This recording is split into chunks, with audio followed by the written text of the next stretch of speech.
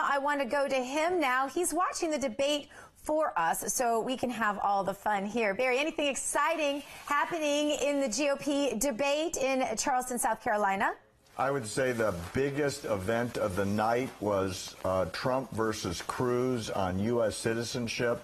And I got to tell you, Cruz picked him up and threw him around the ring like it was a wrestling match staged for a fake audience. It was that lopsided. Ted Cruz should never have been attacked on a constitutional question. He's a constitutional scholar. He worked at the Supreme Court. Honest to gosh, Trump was way out of line and way out of his field. Cruz beat up on him pretty handily.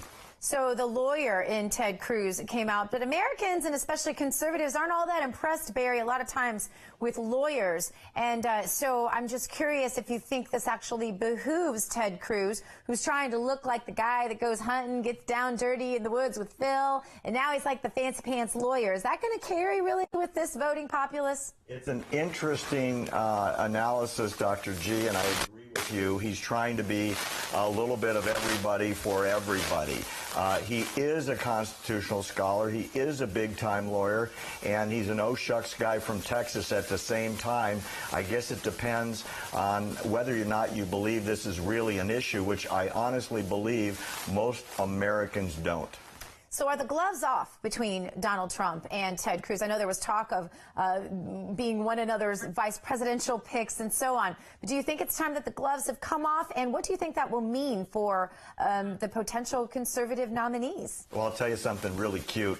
Both of them offered the other the vice presidential role tonight, which I thought was rather amusing. Cruz was willing to hire Trump in second place, and Trump turned around and offered the same job to Cruz. You've got to look back a number of years ago when Obama and Clinton went after each other, I mean, literally to the death. And Clinton wins and, Obama wins and turns around and offers Clinton, which she accepted, the role of Secretary of State. So people have a very short memory once they win, and the audience has a short memory of all the horrible things that were said 3 months ago during the primary season. Seems to me, Barry, like these debates aren't carrying quite the weight that they carried early. Like, there's just not quite the build-up. There's not quite the quoting, because Donald Trump's just been all over the media for everything, and people have learned that the debate's not the only place where they're going to get a big old dose of these personalities. How much do you think this debate actually matters in the minds of voters tonight? Honestly, at this point, this late in the process, this many people elbowing, scratching, and clawing for 30 seconds on stage with the microphone turned on, I think people are a little bit exhausted at this point. They're going over the same ground constantly, and to be honest with you, I don't think it's selling voters one way or another anymore. Thanks, Barry. Up next, we're going to check back on the craziness from the GOP debate and check in with Sean Pittman as well about his opinion. Stay with us. Who's monitoring the debate while we are having all the fun. Barry, any more fireworks in that there debate? We've got the video for you, Dr. Gina, of the vice presidential Olympic offering ceremony between Trump and Cruz and Trump. And I think it's a classic in live political television, where each one wants the other one to be his vice president and made the offer in front of tens of millions of Americans. All right, let's watch. My friend Donald said that he had had his lawyers look at this from every which way, and there was no issue there. There was nothing to this birther issue. Now, since September, the Constitution hasn't changed, but the poll numbers have.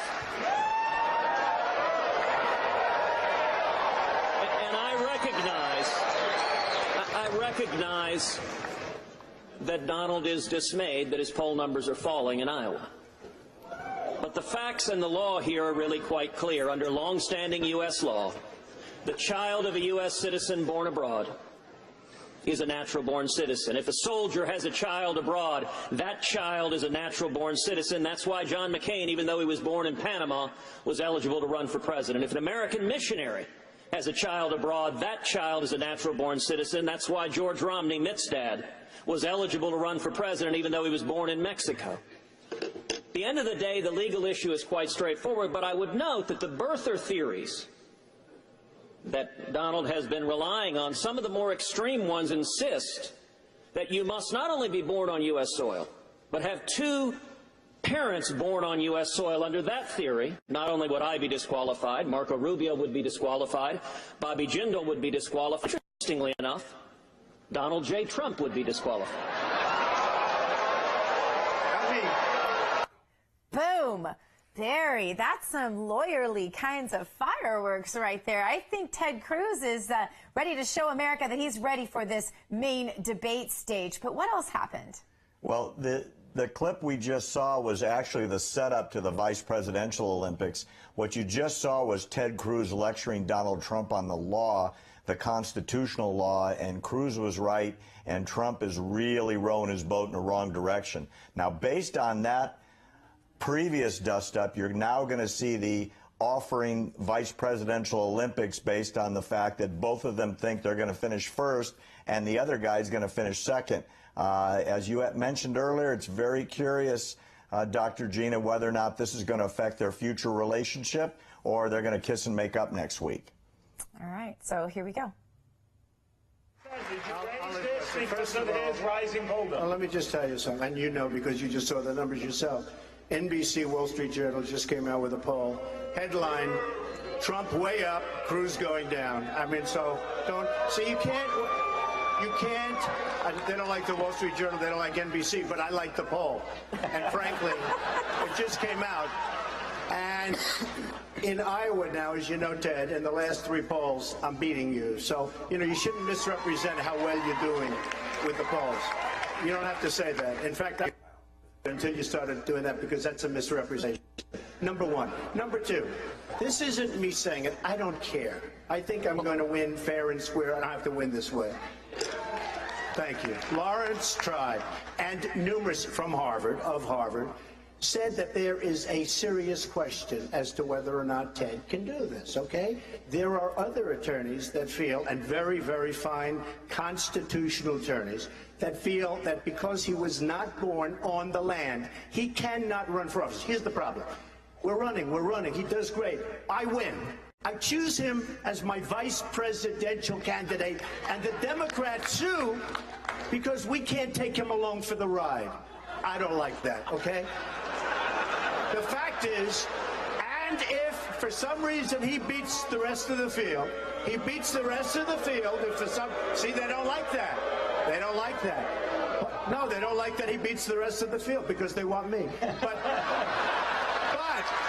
if for some reason, Neil, he beats the rest of the field, I already know the Democrats are going to be bringing a suit. You have a big lawsuit over your head. All right, I want to watch this whole thing, but we're going to cut back to Barry because I just because of time. But Barry, this was some fun fireworks. Did you get the feeling that at least Donald Trump is having a blast? And I feel like Ted Cruz was right in his element, too. And I really don't think that this interchange between them hurt either of them. But what do you say? Well, the missing ingredient, which I think is going to stick to Trump on this, is he anchored his argument to a legal scholar named Lawrence Tribe from Harvard, who happens to be Al Gore's lawyer in the big lawsuit over the Olympics. Yeah, Barry, but that's weed stuff that only wonks like us know. I think it looked like he was having a good time. He may have been rowing his boat the wrong direction, but it was a big fancy boat and he was having fun in it. I don't think he was rowing. I think he might have had people rowing for him. It's not going to sink either one of them.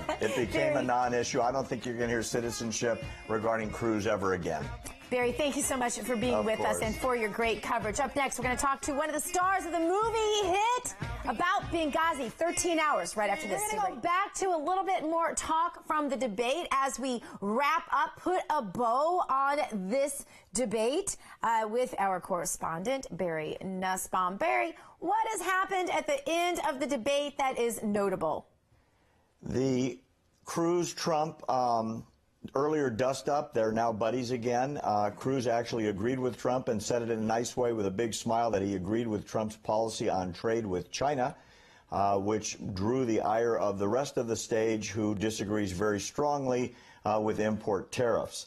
I think we should mention, as you just alluded to, Gina, that Rand Paul didn't show up. It became a non-story. The whole second-tier kids' table debate is down polling around 1% to 2%. Nobody cares anyway. I think the big story going forward is who's dropping out and when. You cannot have 10 people running for the GOP nomination this late in the campaign. It hurts the rest of the candidates. And, oh, by the way, it breaks down their media time with the exception of one Donald J. Trump that doesn't need a debate to be on television every day and doesn't need a bankroll, even though he's got a very sizable one. I think the Olympic bet now is who is gone first and when. I predict everybody at the kids' table is out, and probably the bottom 2 or 3 from the main stage, if they're not gone soon, will be gone after Iowa because their funding will run away at that point. Yeah, that's my thought, too. I think they'll wait till after Iowa. I think that you've got 2 Iowa winners there from before, from 2012 and 2008. You've got Mike Huckabee and you've got Rick Santorum. I don't think they're going anywhere. Carly Fiorina had her little moment, and I just think that she's hoping something will come along and happen for her again. So I don't think anybody will be gone until after Iowa, but we'll have to wait and see on that. I want to go now, though, because it was interesting, this little tit for tat. I'll take you as my VP. No, I'll take you as my VP. And this wasn't as friendly as it might sound. Ted also offered Donald the VP position. Watch. And I'll tell you what, Donald, you very kindly just a moment ago offered me the VP slot. I'll tell you what, if this all works out, I'm happy to consider naming you as VP. And so if you happen to be right, you could get the top job at the end of the day. No, I think if it doesn't... I like that. I like it. I'd consider it. But I think I'll go back to building buildings if it doesn't work out. Turn. I thought that was one of the best comebacks ever. Ted Cruz saying, if it doesn't work out, like you're saying that it's not going to work out for me, then you'll be in the top slot because you'll be my VP. Can we work a deal here? I thought that was just comedic and well-timed and brilliant. What did you think, Barry? Very quickly, we're almost out of time. I got to tell you, it was hysterical, and it's probably the negotiations that are really going on behind the scenes. Don't you know? Because Trump's going to want Cruz as his vice president. Absolutely. Because he wants to deliver wrap it up there, Barry. Texas. Thanks so much for being with us, and you keep trending, America.